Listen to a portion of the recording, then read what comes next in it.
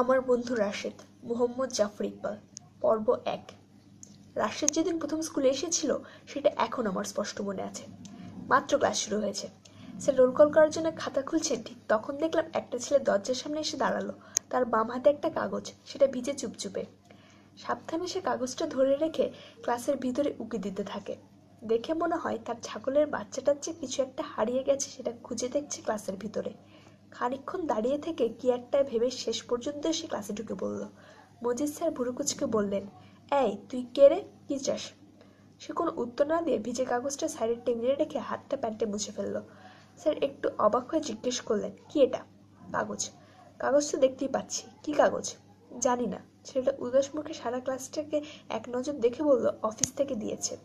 Sir ভিজে কাগজটার দিকে চোখ বুলিয়ে বললেন, ভর্তির কাগজ? তুই এই ক্লাসে ভর্তি হবি? ছেলেটা আবার উদাস মুখে বলল, জানি না। জানি না মানে? স্যার ধমক দিয়ে বললেন, কাগজটা ভিজলো কেমন করে? নালায় পড়ে গিয়েছিল। নালাই? স্যার ভুরু কুচকে হাত সরিয়ে নিলেন। ময়লা নাই স্যার, ধুয়ে এনেছি। ধুয়ে এনেছিস? স্যার চোখ গোল করে ছেলেটার দিকে তাকালেন। খানিকক্ষণ অবাক হয়ে তার দিকে তাকিয়ে থেকে জিজ্ঞেস করলেন, নাম কি তোর? লাড্ডু। লাড্ডু? শুনে আমরা পুরো ক্লাস হো হো করে হেসে উঠলাম। স্যার রামধমক দিয়ে বললেন, চুপ কর, এক্কেবারে চুপ। আমরা চুপ করতেই মজিদ স্যার আবার ছেলেটাকে জিজ্ঞেস করলেন, ভালো নাম কি? ভালো নাম নাই। ভালো নাম নাই? না। তোর নাম শুধু লাড্ডু? ছেলেটা মাথা নাড়ল। তার আগেও কিছু নাই, পিছেও কিছু নাই? না। স্যার এবার খানিকটা অবাক হয়ে লাড্ডুর দিকে তাকিয়ে রইলেন, তারপর বললেন, শুধু লাড্ডু কখনো কারো নাম হয়? লাড্ডু চিন্তিত মুখে বলল, না। তাহলে? লাড্ডুর সাথে আর কিছু লাগিয়ে দেন তাহলে। আর কিছু লাগিয়ে দেবো? জি। কি লাগবে? মোহাম্মদ? লাড্ডু মোহাম্মদ? ঠিক আছে। ছেলেটা রাজি হয়ে গেল। স্যার খানিকক্ষণ অবাক হয়ে ছেলেটার দিকে তাকিয়ে থেকে হঠাৎ ভীষণ রেখে টেবিলে থাবা দিয়ে বললেন, কাফি নেহি, আমার ক্লাসে কারোর ভালো নাম লাড্ডু মোহাম্মদ চলবে না। তোর বাবাকে গিয়ে বলবি একটা ভালো নাম দিতে। ছেলেটা মাথা চুলকে বলল, লাভ নাই স্যার। কেন লাভ নাই? বাবা নাম দিবে না। কেন দেবে না? বড় আলসে, তাছাড়া একটু পাগল কিসিমের। আমার এক ভাই আছে, তাকেও পুরো নাম দেয় নাই। কি নাম তার? চমচম। আমরা সারা ক্লাস হো হো করে হেসে উঠতেই স্যার আবার একটা নাম ধমক দিলেন, চুপ, একেবারে চুপ, না হয় মাথা ভেঙে ফেলবো। আমরা চুপ করার পর স্যার ছেলেটার দিকে তাকালেন, তারপর বললেন, তোর মা? আমার মা নাই। ও। স্যার হঠাৎ চুপ করে গেলেন। খানিকক্ষণ আঙুল দিয়ে টেবিলে শব্দ করলেন, তারপর বললেন, তাহলে আমি তোকে একটা ভালো নাম দিয়ে দেবো? ছেলেটার মুখ উজ্জ্বল হয়ে উঠল, বললো, দেন স্যার। মজিদ স্যার খানিকক্ষণ ছেলেটার দিকে তাকিয়ে বললেন, ঠিক আছে, তোর বাবাকে গিয়ে বলবি কাল তোর নতুন নাম দেওয়া হবে। ঠিক আছে। স্যার তখন আমাদের দিকে তাকিয়ে বললেন, কাল তোরা সবাই একটা করে সুন্দর নাম লিখে আনবি, মনে থাকবে তো? আমরা মাথা নাড়লাম, মনে থাকবে। স্যার চলে যাবার পর আমরা সবাই ছেলেটাকে বাজিয়ে দেখতে গেলাম। যখনই ক্লাসে নতুন ছেলে আসে তাকে সবসময় বাজিয়ে দেখতে হয়। কে জানে, হয়তো এমন একজন ছাত্র আসবে যে সব সাবজেক্টে 100-তে 90-95 পেয়ে আমাদের জীবন নষ্ট করে দেবে, আশরাফ যেরকম করেছে। কিংবা কে জানে, হয়তো বাবা ডিস্ট্রিক্ট ম্যাজিস্ট্রেট কোনো কারণে তাকে ধুলাই দিলে তার বাবা পুলিশ পাঠিয়ে আমাদের ধরে নিয়ে যাবে, মাসুমের বাবা যেরকম করেছিল। কিংবা কে জানে, হয়তো এমন বদমাইশ বের হবে যে আমাদের সবার জান একেবারে ভাজা ভাজা করে খেয়ে ফেলবে, কাদের যেরকম করেছে। আগে থেকে কিছু বলা যায় না, তাই ছেলেটাকে বাজিয়ে দেখা দরকার। আমি ছেলেটার কাছে গিয়ে জিজ্ঞেস করলাম, তুই কি পরীক্ষায় ফার্স্ট হবি? সেটা মুখ বাঁকা করে বলল, মাথা খারাপ হয়েছে তোর? কি হবি তাহলে? ফেল করবো, সব সাবজেক্টে ফেল। সব সাবজেক্টে? হ্যাঁ। দিলীপ চিন্তিত মুখে বলল, কেমন করে জানিস আগে থেকে? না জানার কি আছে, স্কুলে এলাম কেন আমি? ফেল করার জন্যে? হ্যাঁ, 2 বছর পর পর ফেল করলে আর পড়াশোনা করতে হবে না, বাবা বলেছে। ফজলু চোখ বড় বড় করে জিজ্ঞেস করলো, কখনো পড়াশোনা করতে হবে না? না। আমরা একে অন্যের মুখের দিকে তাকালাম। ফজলুর চোখ হিংসায় ছোট ছোট হয়ে এলো, বলল, ফেল করলে তোর বাবা তোকে বানাবে না? ছেলেটা খিক খিক করে হেসে বলল, আমার বাবা কখনো বানায় না, পাগল কিসিমের মানুষ তো। কি করে? গল্প গুজব করে, আলাপ আলোচনা করে। তোর সাথে? হুম। কি নিয়ে আলাপ করে? বেশিরভাগ রাজনৈতিক আলোচনা। রাজনৈতিক আলোচনা? আমরা একেবারে হাঁ হয়ে গেলাম। বলে গিয়েছিলে তার বাবা তার সাথে রাজনৈতিক আলোচনা করে? আমি অবাক হয়ে জিজ্ঞেস করলাম, তুই রাজনৈতিক আলোচনা বুঝিস? বুঝবো না কেন, তা বোঝার কি আছে। আমরা সবাই আবার ভালো করে ছেলেটাকে দেখলাম। মাথায় লালচে এলোমেলো চুল, শার্টের সবগুলি বোতাম নেই, একটা সেফটি পিন দিয়ে আটকানো, নীল রঙের প্যান্ট, খালি পা, শ্যামলা রং, ভাবুক চোখ। দেখে যে কেউ ভাববে সাধারণ একটা ছেলে, কিন্তু সে মোটেও সাধারণ না। তার মা নেই, বাবা তার সাথে রাজনৈতিক আলোচনা করে। শুধু তাই নয়, তার কোনো ভালো নাম নেই। আমরা কেউ স্বীকার করলাম না, কিন্তু আমাদের সবার ভিতরে একটা হিংসার জন্ম নিল। পরদিন আমরা সবাই একটা করে নাম লিখে এনেছি। ক্লাস শুরু হওয়ার পর মজিদ স্যার ভালো এবং সুন্দর নামের প্রয়োজনীয়তা নিয়ে একটা বড় লেকচার দিলেন। স্যার লেকচার দিতে বড় ভালোবাসেন। তারপর ছেলেটাকে ডেকে সামনে দাঁড় করালেন। তাকে নিয়ে এত বড় একটা ব্যাপার, মনে হলো সে একটু লজ্জা পাচ্ছিল। স্যার বললেন, এখন তোর একজন একজন করে নামটা পড়বি, তখন অন্য সবাই সেই নামে ভোট দিবি, যার নামে সবচেয়ে বেশি ভোট পড়বে সেই নামটা দেওয়া হবে। আমরা তখন একে একে নাম পড়তে শুরু করলাম। অন্য সবাই হাত তুলে ভোট দিতে লাগলো এবং আশরাফ একটা কাগজে নাম এবং ভোটের সংখ্যা লিখে রাখতে লাগলো। কিছুদূর অগ্রসর হওয়ার পর বোঝা গেল নাম দেওয়ার এই পদ্ধতিটি কাজ করার সম্ভাবনা কম।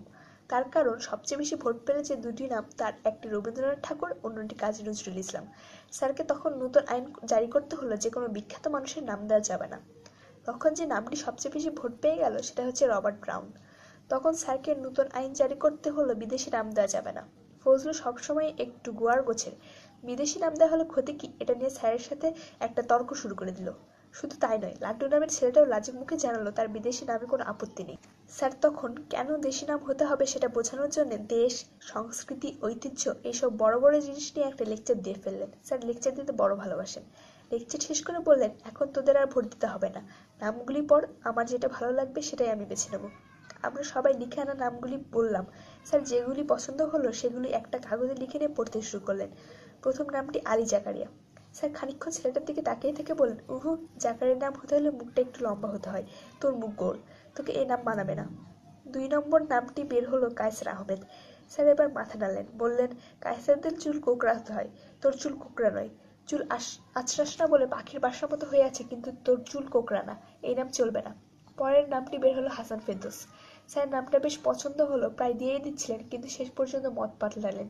বললেন, ফেরদৌস নামটার জন্য গায়ের রং ফর্সা হতে হয়। আমাদের ক্লাসে আরেকজন ফেরদৌস আলী আছে, তার গায়ের রং কুচকুচে কালো, কিন্তু তবু স্যার রাজি হলেন না। পরের নামটি পড়লেন রাশেদ হাসান। এই নামটা স্যারের খুব পছন্দ হলো। কয়েকবার নানা রকম গলার স্বর করে নামটা পড়লেন। তারপর বললেন, এই নামটা ভালো, নামের মধ্যে একটা চরিত্র আছে, কি বলিস? নামের আবার চরিত্র হয় কি করে আমরা বুঝতে পারলাম না, কিন্তু তবু সবাই মাথা নাড়লাম। স্যার জিজ্ঞেস করলেন, কে দিয়েছে সেই নাম? আমাদের ক্লাসের সবচেয়ে লাজুক ছেলে রঞ্জু উঠে দাঁড়ালো। স্যার বললেন, ভেরি গুড নেম, কোথায় পেলে এই নাম? রঞ্জু শোনা যায় না এরকম গলায় বলল, আমার ছোট মামা এই নাম দিয়ে কবিতা লেখেন। ছদ্মনাম এটা? জি। আসল নাম কি? গজনফর মিয়া। স্যার মাথা নাড়লেন, বললেন, কবি গজনফর মিয়া থেকে কবি রাশেদ হাসান অনেক ভালো শোনায়, তোর মামা ঠিকই করেছে, নে বস। রঞ্জু তাড়াতাড়ি বসে বলল। মজিদ স্যার এবার ছেলেটাকে কাছে ডাকলেন। সে কাছে এসে দাঁড়ালে স্যার দাঁড়িয়ে তার মাথায় হাত রেখে বললেন, আজ 1970 সালের সেপ্টেম্বর মাসের 11 তারিখ আমি মজিদ সরকার, ক্লাস 7 সেকশন বি এর ক্লাস টিচার, সবার পছন্দ থেকে বেছে তোর নাম দিলাম রাশেদ হাসান। আমাদের কেউ বলে দেয়নি, কিন্তু সবাই তখন একসাথে চিৎকার করে আনন্দের মতো একটা শব্দ করলাম। স্যার তখন আরো খুশি হয়ে উঠলেন, মাথা নেড়ে বললেন, এখন আমি তোকে নতুন নামে ডাকবো, তুই জবাব দিবি, ঠিক আছে? ছেলেটা মাথা নাড়ল। স্যার ডাকলেন, রাশেদ হাসান। জি। Very good. স্যার এবারে আমাদের দিকে তাকিয়ে বললেন, যদি তোরা আর কেউ কোনোদিন রাশেদ হাসানকে লাড্ডু বলে ডাকিস, তোদের মাথা ভেঙে ফেলবো। এখন থেকে এর নাম রাশেদ।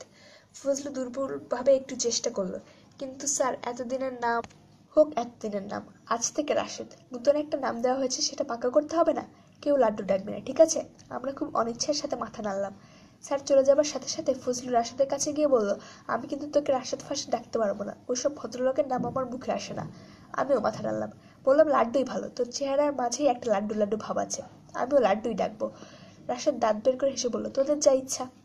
ক্লাস ক্যাপ্টেন আশরাফ মেঘস্বরে বলল, বলে দেবো স্যারকে, আমি বলে দেবো কিন্তু। দে বলে। ফজলু বুড়ো আঙুল দেখিয়ে সরে এলো। রাশেদের নিজের যখন লাড্ডু নামে আপত্তি নেই, তখন ক্লাস ক্যাপ্টেন স্যারকে বলে দিলেই কি আর না দিলেই কি। তাছাড়া ক্লাস ক্যাপ্টেন আশরাফ চোখ মুখ লাল করে অনেক হম্বিতম্বি করে ঠিকই, কিন্তু কখনো অন্য ক্লাস ক্যাপ্টেনের মতো স্যারদের কাছে নালিশ করে না। আশরাফের মনটা ভালো আছে, তার একটা শুধু সমস্যা, পড়াশোনায় অতিরিক্ত ভালো। চোখ বন্ধ করে প্রত্যেক পরীক্ষায় ফার্স্ট হয়ে যায়। শুধু যে পরীক্ষায় ফার্স্ট হয় তাই না, কথাও বলে শুদ্ধ ভাষায়, কাপড়ও পরে পরিষ্কার, এমনকি চুল পর্যন্ত সবসময় আঁচড়ানো থাকে। দেখলেই বোঝা যায় তার ভেতর কেমন জানি ভালো ছেলে ভাব। রাশেদের অবশ্যই সেরকম কোনো সমস্যা নেই, মনে হয় আমাদের বন্ধু হয়ে যাবে বেশ তাড়াতাড়ি।